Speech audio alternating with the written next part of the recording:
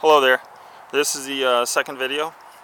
I'm sorry I haven't done more videos on this to show more aspects of it. I have plenty of pictures that at some point I would like to do a web page there that I can, have some discussion maybe they're going on and just show more information and detail about this project. So I had my second inspection yesterday, and they inspected up to the floor joists. All the lumber you see here minus the subfloor. Subfloor I installed afterwards. Inspection passed, no issues. Guy was even really helpful and gave me some pointers when we were talking about some things on this. And with things there in the future as far as the build goes. But as you can see here, some tie-down straps, hurricane strapping. I've got quite a bit of it. And then these, the main beams are two 2x12s nailed together and then bolted to the 6x6s. It's all weather. All this is weather treated lumber minus the subfloor, and then you see some carriage bolts here, 1/2-inch galvanized carriage bolts. Everything's galvanized underneath. Outside, anything touching the weather treated timber has to be galvanized. See here on these brackets that I opted to use screws. The reasoning for that is if I have any settling issues, I can change out one of these posts if I need to. Maybe easier said than done, but it's the idea. Here's a view there of the saddle joint where my main beams bolt into, then my floor joists sit on top. And the verticals on those were cut with a chainsaw. Definitely not for the faint of heart. And then the horizontal on that was cut with a circular saw. It only goes so deep, so I had to finish that off with a handsaw.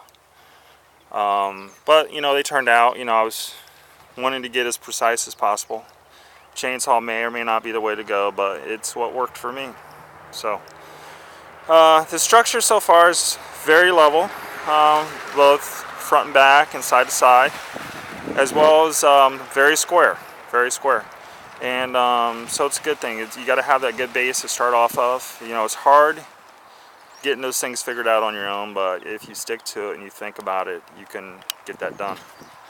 You'll see here a chalk line, and I've already established even more of a square for my walls to set my walls on. And here I need to put a furring strip in, just not enough meat there on the plywood. It's got 4 sheets across. Once again, this is 16x20, if you want to say tiny cabin.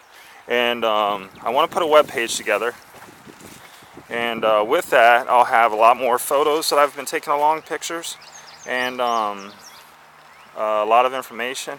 And another thing I want to make available too, potentially for free, with a download. I'll have to figure all that out, and that's a project of itself for the web page, is the plans that I've used.